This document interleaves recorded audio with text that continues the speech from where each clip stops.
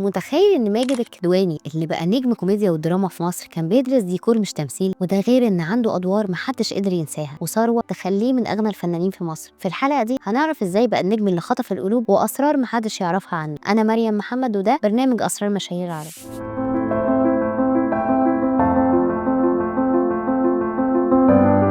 ماجد الكدواني الراجل اللي خلى الكوميديا تبقى راقيه والدراما تبقى مؤثره، ومن اول ظهور ليه الجمهور وقع في حبه، بس ورا الكاميرا عنده حكايات واسرار ممكن تخليك تشوفه بنظره تانية خالص. في الحلقه دي هنتكلم عن مشواره الفني واخطر ادواره واغرب حاجه عملها عشان يبقى النجم اللي هو عليه دلوقتي. ماجد الكدواني اتولد سنه 1967 في شبرا بالقاهره، وقضى جزء من طفولته في السعوديه بسبب شغل والده، وده خلاه يشوف ثقافات مختلفه. درس ديكور في كليه الفنون الجميله، وبعدها قرر يدخل معهد الفنون المسرحيه ويتخصص في تمثيل، ومن هنا بدأت رحلته الفنية. أول ظهور ليه كان في فيلم عفاريت الأسفلت سنة 1996. من هنا ماجد بدأ رحلته في الكوميديا والدراما، وقدم أفلام زي طير انت وشيكامارا وتراب الماس، وبدأ يحقق نجاح كبير جدا في السينما المصرية. ماجد الكدواني حقق إيرادات عالية جدا في فيلم هيبتا، واللي كانت أكتر من 25 مليون جنيه، وده خلى الفيلم يبقى من ضمن أعلى إيرادات وقت عرضه. أما بقى فيلم تراب الماس حقق إيرادات أكتر من 35 مليون جنيه، وكان من أنجح الأفلام سنة 2018، وماجد كان سبب كبير في نجاح الفيلم بدوره المؤثر. مسلسل موضوع عائلي حقق نسب مشاهده خياليه على منصه شاهد، وده خلى الناس تطالب بجزء تاني على طول. كمان ماجد شارك في افلام وصلت ايراداتها لاكتر من 200 مليون جنيه، وده خلاه يبقى من انجح نجوم السينما المصريه في ال20 سنه الاخيره. ماجد بيعشق الكوميديا، وبيقول انه بيحب يخلي الناس تضحك من قلبها، وبيحاول دايما يقدم كوميديا من غير اي ابتذال. رغم شهرته الكبيره ماجد بيحب يعيش حياته بشكل بسيط جدا، ودايما بيقول انه لسه بيتعلم من كل دور بيقدمه. ماجد الكدواني عنده جوائز كتير، منها جايزة أفضل ممثل عن فيلم هيبتا في مهرجان القاهرة السينمائي، وجايزة أفضل ممثل دور تاني عن فيلم الفيل الأزرق سنة 2014. كمان ماجد خد جايزة التميز عن مجمل أعماله في مهرجان الإسكندرية السينمائي، ده خلى الجمهور يسميه ملك الكوميديا الراقية. في الدراما ماجد خد جايزة أفضل ممثل عن مسلسل موضوع عائلي سنة 2021، وده خلى الجمهور يتأكد إنه نجم دراما من العيار التقيل. ماجد الكدواني بياخد 8 مليون جنيه في الفيلم الواحد، وده خلاه يبقى من أعلى الفنانين أجرا في مصر. ثروته الحقيقية بقت حوالي 50 مليون جنيه، وده بفضل افلام ومسلسلات، وكمان عقود الاعلانات مع الشركات الكبيره. كمان ماجد عنده شركه انتاج خاصه بيه، وبيحقق ارباح كويسه جدا منها. ماجد نفذ مشهد الموت في فيلم تراب الماس بشكل مؤثر جدا، وده خلى الجمهور يبكي في السينما، والنقاد يشيدوا بيه كافضل مشهد في الفيلم. اما بقى مشهد انفجار الغضب في فيلم هيبتا كان من اكتر المشاهد اللي علقت مع الجمهور، وماجد اكد انه ارتجل في جزء كبير منه. ماجد الكدواني قدم كوميديا مختلفه في فيلم طير انت، وده خلى الجمهور يسميه ملك الكوميديا غير التقليديه. دي كانت حكايه ماجد الكدواني، الراجل اللي خلى الكوميديا تبقى راقيه، واللي اثبت ان النجم الحقيقي هو اللي يقدر يمزج بين الكوميديا والدراما بكل سلاسه. ايه اكتر فيلم او مشهد حبيته ليه؟ شاركنا في التعليقات، وما تنساش تعمل لايك وسبسكرايب عشان يوصلك كل جديد عن نجوم الفن. اشوفك الحلقه الجايه.